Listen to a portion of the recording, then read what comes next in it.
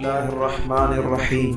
अस्सलाम वालेकुम मुस्लिम दुनिया के मुसाफिरों, आज हम आपको वस्ते एशिया के खुश्की में घिरे हुए ऐसे मुल्क की तरफ लिए चलते हैं जो अपने अंदर बहुत ज़्यादा तारीखी हक़ाइक़ रखता है। खूबसूरत पहाड़ों के साथ खूबसूरत लोगों का वतन, मेरा मतलब ताजिकिस्तान से है। जी हाँ नाज़रीन, ताजिकिस्तान यानी ताजक नस्ल के बाशिंदों का वतन है। ताजक पुराने ज़माने में ईरानी नस्ल लोगों को कहते थे, यानी ताजक असल में ईरानी और फारसी बोलने वाली कौम है। यहाँ की हुकूमत तकरीबन लादीन और सेक्युलर है, जबकि अवाम पक्के मुसलमान और औरतें बाहया और बापर्दा हैं। यहाँ के लोग मोहब्बत रखने वाले और इंसानियत की कदर करने वाले हैं। ताजकियों का माजी मौजूदा ताजिकिस्तान, जनूबी अफगानिस्तान और शुमाली उज़्बेकिस्तान में गुजरा है। जब इन इलाकों में इस्लाम पहुंचा तो ईरानी लोग मुसलमानों को ताज़ेक कहते थे। जब ताजक लफ्ज़ तुर्कों के पास पहुंचा तो इसका मतलब मुसलमान या इस्लामी रियासत से आने वाले लोग बन गया। आप हैरान होंगे कि फ़िक़्ह हनफी के इमाम अबू हनीफा ताजिक कौम से ताल्लुक़ रखते थे। कुरान मजीद के बाद मुसलमानों में सबसे ज़्यादा मोतबर मानी जाने वाली किताब सही बुखारी के मुसन्निफ इमाम बुखारी भी ताजिक थे, लेकिन उनका मज़ार मौजूदा उज़्बेकिस्तान में होने की वजह से उन्हें उज़्बक कहा जाता है। उनके अलावा अबू अली सीना अल-बैरूनी, जलालुद्दीन रूमी और अहमद शाह मसऊदी जैसे अजीम इस्लामी शख्सियात भी ताजिक कौम से ताल्लुक़ रखती थी। और ये बात मशहूर थी कि तुर्क और ताजिक लोगों के ताल्लुकात कभी खुशगवार नहीं रहे और कोई भी ताजिक किसी तुर्क पर भरोसा नहीं करता था। नाज़रीन, ताज की ज़बान फ़ारसी से इंतहाई कुर्बत रखने वाली ज़बान है। ताज की फ़ारसी ज़बान कुछ इस तरह समझ लेते हैं जैसे उर्दू बोलने वाले हिंदी समझ लेते हैं। ताजिकिस्तान की सरहदें जुनूब में अफ़गानिस्तान, मगरब में उज़्बेकिस्तान, शिमाल में किर्गिज़स्तान और मशरिक में चीन से मिलती हैं। ये एक लैंडलॉक मुल्क है, यानी इसकी सरहदों को कहीं भी दूर दूर तक समंदर नहीं लगता। ये एक छोटा सा जाबलू मुल्क है। इसका 93% इलाका सरसब्ज और शादाब पहाड़ों पर मुश्तमिल है। फासले के एतबार से वस्त एशिया की सबसे लंबा पहाड़ी सिलसिला भी यहीं वाक़ है। ताजिकिस्तान के शिमाल और जुनूब में वाक़ पामीर का मैदानी इलाका, जिसे दुनिया की छत कहा जाता है क्योंकि ये दुनिया का मुर्तफ़े तरीन इलाका है। इसके शिमाल मगरिब में हिंदू कश पहाड़ हैं। नाज़रीन, ताजिकिस्तान का आधा हिस्सा सतह समंदर से 3000 मीटर तकरीबन 10,000 फुट बुलंद है। इन पहाड़ों में फैद चिंको नामी ग्लेशियर दुनिया का सबसे लंबा ग्लेशियर है। अमवासी दरिया या दरियाए आमवासी ग्लेशियर से निकलकर अफगानिस्तान और ताजिकिस्तान को सीराब करता हुआ उज़्बेकिस्तान से गुजरकर अराल झील में जा गिरता है। दुनिया की हसीन तरीन वादी फरगाना का कुछ हिस्सा ताजिकिस्तान की सरहदों में आता है। ताजिकिस्तान के पहाड़ों पर सनोबर के दरख्त कसरत से पाए जाते हैं। ताजिकिस्तान 1,43,100 किलोमीटर यानी 55,250 मील पर मुहित है। यूं ये रकबे के लिहाज से वस्त एशिया का सबसे छोटा मुल्क है। 2006 के तखमीने के एतबार से यहाँ की आबादी 71 लाख नफूस पर मुश्तमिल है। कोहे इस्माइल समानी 7,495 मीटर, कोहे आज़ादी 7,174 मीटर, कोहे इब्न सीना 6,974 मीटर, ये तीनों चोटियाँ मुल्क की सबसे बड़ी चोटियों में शुमार होती हैं। ताजिकिस्तान की सरकारी ज़बान ताजिक है और रूसी ज़बान भी आम समझी जाती है। यहाँ 96% मुसलमान रहते हैं।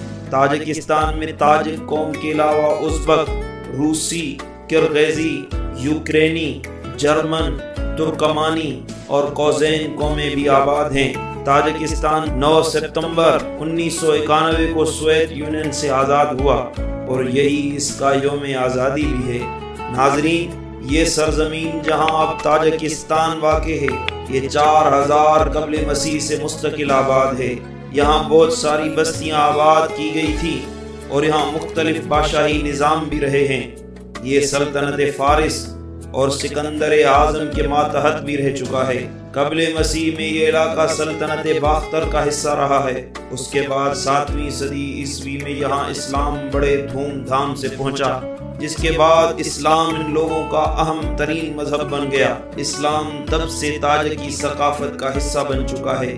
عباسی دور خلافت کے زوال کے بعد جب اس علاقے میں چھوٹی چھوٹی نئی ریاستیں وجود میں آئیں، ان میں سے اولین ریاست جسے سامانی سلطنت کہا جاتا ہے یہیں قیام پذیر ہوئی۔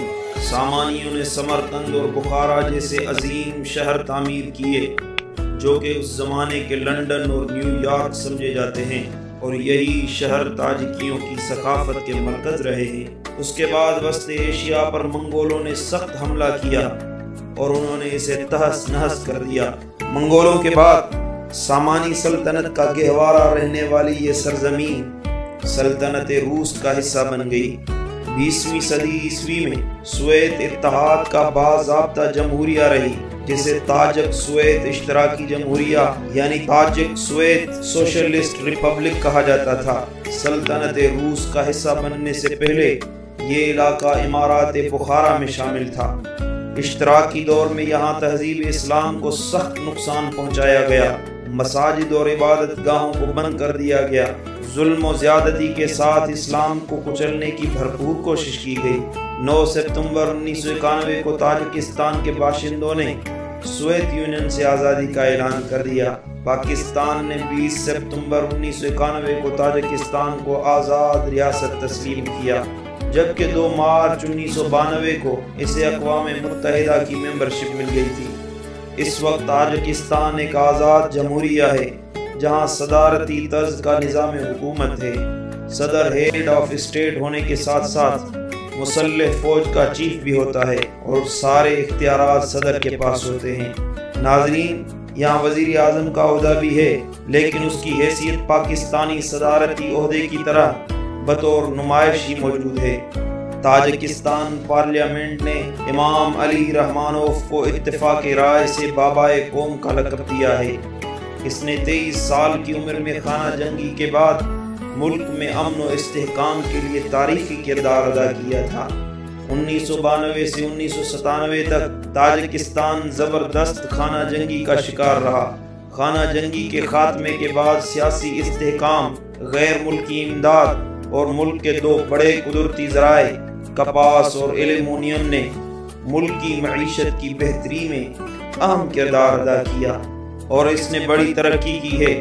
اس نے روس کو ہوائی اڈے تعمیر کرنے کی اجازت دی ہے، چین کو تاجکستانی آمد و رفت کا نظام منظم کرنے کا کام دیا ہے، ناروے سے ایلومینیم کی تجارت کی، اور سونا اور جواہرات اور ہیروں جیسی معدنیات کا رشتہ برطانیہ سے جوڑ دیا ہے۔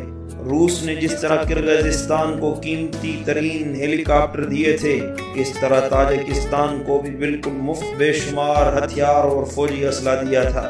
ناظرین، تاجکستان کے دلچسپ حقائق کی طرف جانے سے پہلے آپ جیسے مہربان دوستوں سے گزارش ہے کہ ہمارے چینل کو ضرور سبسکرائب کریں اور ساتھ میں گھنٹی کے بٹن کو ضرور دبائیں تاکہ ہماری ہر آنے والی دلچسپ تاریخی ویڈیو کا نوٹیفیکیشن بر وقت آپ کو ملتا رہے۔ اس وقت تاجکستان ایک سیکولر ملک بن گیا ہے، لیکن سوویت دور کے بعد مذہبی رجحان میں نمایاں اضافہ ہوا ہے۔ تاجکستان میں 96% مسلمان آبادی ہے۔ یہ مذہباً سنی حنفی ہیں اور اپنے اولاد کی تربیت بھی مذہبی انداز میں کرتے ہیں۔ سوویت یونین کی سخت اسلامی دشمنی کے باوجود آج کی تاجکی قوم اپنے ماضی کی طرف مائل ہے اور قومی شناخت اپنے اسلاف کی میراث کو بھولنے والی نہیں ہے۔ اسماعیلی شیعوں کی بھی ایک معمولی تعداد موجود ہے۔ تاجکستان میں دوسرا بڑا مذہب روسی راسخ الاعتقاد کلیسا ہے، اگرچہ 1990 کی دہائی کے ابتدا میں ان کی تعداد کم ہوئی ہے۔ تاجکی حکومت نے اسلامی ثقافت کی حوصلہ شکنی کے لیے سخت کوششیں کی ہیں، جس کا اس بات سے اندازہ لگایا جا سکتا ہے کہ 2018 میں لوکل پولیس نے 12,000 تاجکی لوگوں کو پکڑ کر زبردستی ان کی داڑیاں مونڈ دی تھی اور ہزاروں باپردہ خواتین کے حجاب اتروا دیے گئے تھے، لیکن تاجکی پھر بھی اسلامی ثقافت کو اجاگر کرنے پر بضد ہیں۔ تاجکستان کا موسم سردیوں میں سخت سرد ہوتا ہے اور یہاں کے پہاڑ برف کی چادر اوڑھ لیتے ہیں، لیکن گرمیوں میں یہاں سخت گرمیاں پڑتی ہیں، اور گرمی کی وجہ سے جب برف پگھلنا شروع ہوتی ہے تو ہر طرف ہریالی اور سبزہ نظر آتا ہے۔ یہاں بارشیں کم ہوتی ہیں۔ کپاس اور گندم تاجکستان کی اہم زرعی پیداوار ہے۔ اس کے علاوہ سبزیاں، آلو، جو، تربوز، خربوز، خشک میوہ جات بھی یہاں ہوتے ہیں۔ یہاں کے اکثر لوگ بھیڑ اور بکریاں، گدھے اور گھوڑے شوق سے پالتے ہیں۔ ریشم، سوتی کپڑا، کھاد، وائن، قالین یہاں کی اہم مصنوعات میں سے ہیں۔ تاجکستان کا دارالحکومت اور اہم ترین شہر دوشنبہ ہے، جس کا معنی ہے پیر کا دن یعنی منڈے۔ اسے دوشنبے اس لیے کہتے ہیں کہ کسی زمانے میں یہاں ہر ہفتے پیر کے دن ایک بازار یعنی منڈی لگا کرتی تھی، جس وجہ سے اس شہر کا نام دوشنبے پڑ گیا، جس کی موجودہ آبادی 8 لاکھ نفوس پر مشتمل ہے۔ 1927 سے 1961 تک اس کا نام اسٹالن آباد تھا، لیکن اسٹالن کے خلاف عوامی رد عمل نے اسے واپس اپنا قدیم نام دے دیا۔ یہ تاجکستان کا سب سے بڑا اور مرکزی شہر ہے۔ اس کا وسطی علاقہ کچھ اچھا بنا ہوا ہے، لیکن جب شہر سے باہر نکلیں تو اس کے بے ترتیب راستے، پرانا طرز کی عمارتیں، سڑکوں کے اوپر بجلی کے پول اور کھلی ہوئی تاریں نظر آئیں گی۔ اس شہر میں کہیں کہیں 2 یا 3 منزلہ عمارتیں بھی نظر آ جاتی ہیں، ورنہ اکثر عمارتیں 1 منزلہ ہی ہیں۔ دوشنبے میں تاجکستان کا سب سے طویل ترین اور دنیا کا دوسرا بلند ترین جھنڈا نصب ہے۔ اسی ایریا میں ملک کا پارلیمنٹ بھی ہے، اور اس عظیم جھنڈے کے ساتھ تاجکستان کا قومی عجائب گھر بھی ہے، جس میں تاجکستان کی آرکیالوجی دکھائی گئی ہے۔ مختلف مذاہب اور ثقافتیں جو یہاں اثر انداز رہی ہیں، جیسے بدھ مت، زوروسٹین اور اسلامی ثقافت اور پامیر ثقافت کی پرانی چیزیں اس عجائب گھر میں محفوظ کی گئی ہیں۔ تاجکستان کا دوسرا بڑا شہر خنجت یا خوزنٹ ہے، جس کی آبادی 1,64,000 افراد پر مشتمل ہے۔ اس کے علاوہ کولاب، قرعانہ، بیک آباد اور ترمیز قابل ذکر شہر ہیں۔ تاجکستان میں بے شمار خوبصورت پہاڑی سلسلے پائے جاتے ہیں، جن میں تیان شان، آرتائی، ہندوکش، استور، البرز اور قراقرم اہم ہیں۔ پامیر میں کچھ پہاڑی چوٹیاں 7,000 میٹر سے بھی بلند ہیں، اور بے شمار چوٹیاں ہیں جن کی اونچائی 6,000 میٹر سے بھی زیادہ ہے۔ پامیر میں پہاڑوں کے درمیان بے شمار خوبصورت قدرتی جھیلیں بھی پائی جاتی ہیں۔ سب سے بڑی جھیل کاراکل ہے۔ یہ سطح سمندر سے 3,914 میٹر بلند ہے۔ اس کے علاوہ آشکیل جھیل، رانکل جھیل اور زورتکل جھیل مشہور جھیلیں ہیں۔ پامیر کا علاقہ سرسبز اور شاداب علاقہ ہے۔ یہاں ہر طرف ہریالی نظر آتی ہے۔ دیہاتوں میں ہر گھر کے صحن میں ایک باغیچہ نظر آئے گا۔ گھروں کی دیواروں پر انگور کی بیل کچھ اس طرح خوبصورتی سے لگائی جاتی ہیں کہ دیکھنے والا سمجھتا ہے کہ انگور دیوار پر چپکائے گئے ہیں۔ یہاں ہر طرف آپ کو برفانی آبشار اور جھرنے نظر آئیں گے۔ یہاں کے لوگوں کی زندگی مغربی دنیا سے کافی پرسکون ہے، اگرچہ غربت بہت زیادہ ہے، اس لیے اکثر لوگ تلاش معاش کے لیے روس کا رخ کرتے ہیں۔ اگر آپ پہاڑوں پر چڑھنے کے شوقین ہیں اور ٹریکنگ کرنا جانتے ہیں تو تاجکستان آپ کے لیے بے پناہ قدرتی حسن کے ساتھ انتظار میں ہے۔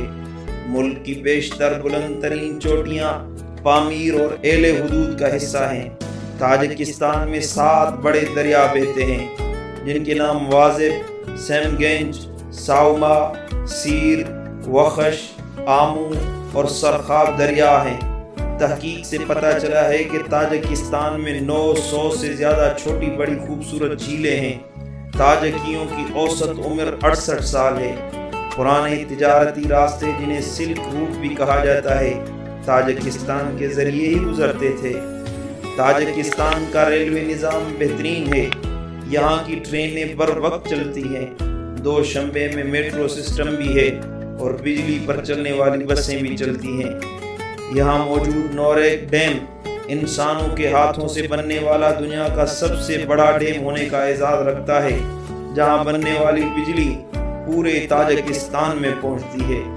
تاجکستان اور پاکستان دونوں ممالک کو صرف زمین کی ایک تنگ پٹی ہی الگ کرتی ہے۔ اس پٹی کو واخان راہداری کہا جاتا ہے۔ یہ افغانستان کا ایک حصہ ہے۔ یہ راہداری جنوب میں قراقرم سلسلے کے بلند و بالا پہاڑوں اور شمال میں پامیر کے پہاڑوں کے درمیان پھیلی ہوئی ہے۔ یہ زمین کی پٹی صرف 13 سے 65 کلومیٹر چوڑی ہے، لیکن اس کی لمبائی 350 کلومیٹر ہے۔ تاجکستان پاکستان سے صرف 13 کلومیٹر کی دوری پر واقع ہے۔ ناظرین، نوروز تاجکستان کا قومی تہوار ہے۔ یہاں صدر سے لے کر ایک عام غریب آدمی تک یہ تہوار بڑے شوق و ذوق سے مناتے ہیں۔ تاجکستانی کرنسی کو سومانی کہتے ہیں۔ ایک سومانی 2020 میں پاکستانی 15.5 روپے کے برابر ہے۔ تاجکستان میں ایک اسکول ٹیچر کی ماہوار تنخواہ 1500 سومانی ہے۔ پولیس کے سپاہی کی تنخواہ بھی ایک استاد کے برابر ہے۔ 1 لیٹر پیٹرول 7.5 سومانی میں ملتا ہے، جبکہ 1 کلو چینی 5 سومانی میں ملتی ہے۔ ایک درمیانہ ریسٹورنٹ میں ایک فرد کے کھانے کا بل عمومی طور پر 20 سے 60 سومانی آتا ہے۔ ایک عام شہری کی بجلی کا بل سردی کے موسم میں 200 سومانی اور گرمی میں 50 سے 70 سومانی آتا ہے۔ تاجکستان کا قومی کھانا پلاؤ ہے، جسے لوکل زبان میں اوش کہتے ہیں۔ کھانے میں سلاد کو اہمیت دیتے ہیں۔